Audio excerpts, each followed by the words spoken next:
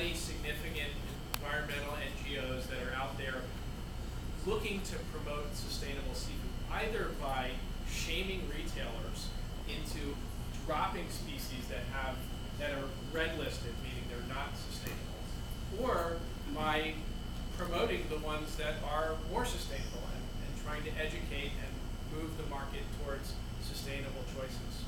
There's also, in the back room, a lot of scientists and policy type folks looking at what does sustainable seafood mean?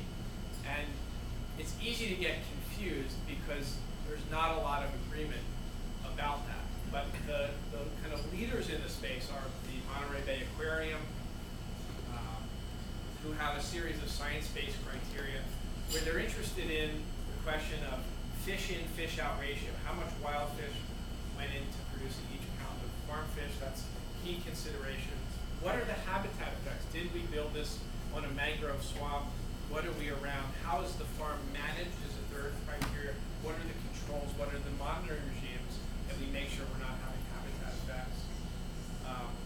Predators are a big issue. Imagine you have a big cage of salmon. Well, that looks pretty tasty to seals and sharks. And so what often happens is those predators come in, they open the cages up, fish get out. Now you have genetic influence in the environment, and you might spend a lot of money transporting seals. People, my friends in the salmon industry, talk about we spend $300,000 a year capturing seals, driving them 800 miles away, and 2 days later they come back. So then people get tempted to lethal methods and shooting these animals, and that's not a workable solution either. Fortunately, with the Barramundi, we're operating in the tropics, and we don't have those natural predators.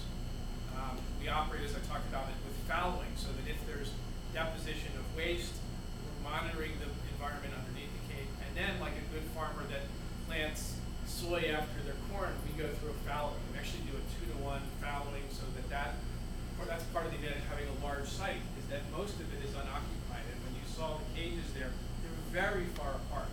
And that's really in contrast to a lot of how the Asian aquaculture has worked historically, where everything's squished and they're trying to maximize the density. So it's really this combination of the right species, the right farming practices, and the inherent biological attributes, coupled with great management that's delivering the green listed ratings of Barramundi.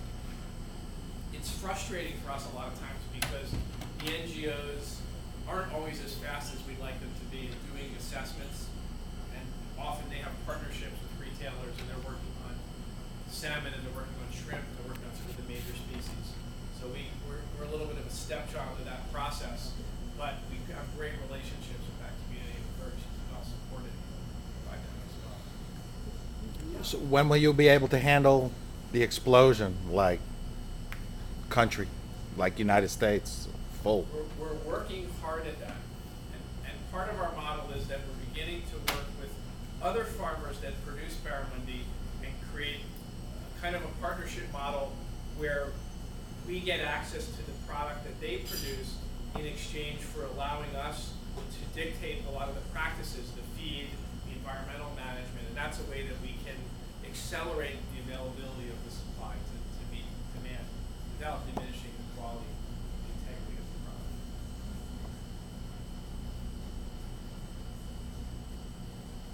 And that's a lot of what keeps me up at night, is trying to balance supply and demand. We're not a widget business. We have to put a fish in the water at least 12 months before we're going to harvest it. You know, that creates some challenges in terms of predicting where demand is going to be. But it allows us to be a little bit selective and begin to predict, to work, choose the right customers that are going to do a good job of hopefully telling our story and merchandising the product well. How's the price comparable to like tuna or sea bass? Way less. That's the good news, and thank you for saying. We're typically selling this fish in a retail environment. You're going to see it at $8.99 for the frozen format, and probably $9 to $10.99 fresh. So it's really still a mid-priced product. again, that's really driven by, our view that if we can hit that broad middle, that's where we'd like to be. And from a kind of an institutional food service standpoint, if you're feeding lots of people, basically when you translate that back, the portion is about $2.50. So it's really an affordable portion, and you can go out as a food service operator and get $19 for that. That's great. That's what they love. It is, yeah. I think the mercury level too is a big sell, because a lot of people finding out mercury, elevated levels, that may be something Christmas gifts to do it. So, Yeah, fundamentally, we have this love-hate kind of problem with fish. Is we know we should be eating more of it, but there's all these caveats about but mercury, but sustainability, but PCBs turns out to be a big issue in farm salmon because of all of the oils that they're being fed. So here's the fish that you can finally feel good about, and that there's detailed protocols behind validating the healthfulness of the product and the sustainability of the product. That's a really exciting story to be able to tell. very delicious. Okay.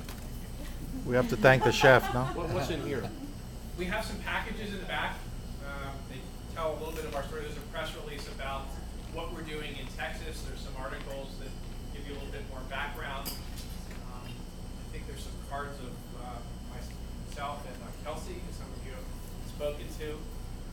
Please take those, have a read, and let us know if we can answer your questions or help with any way.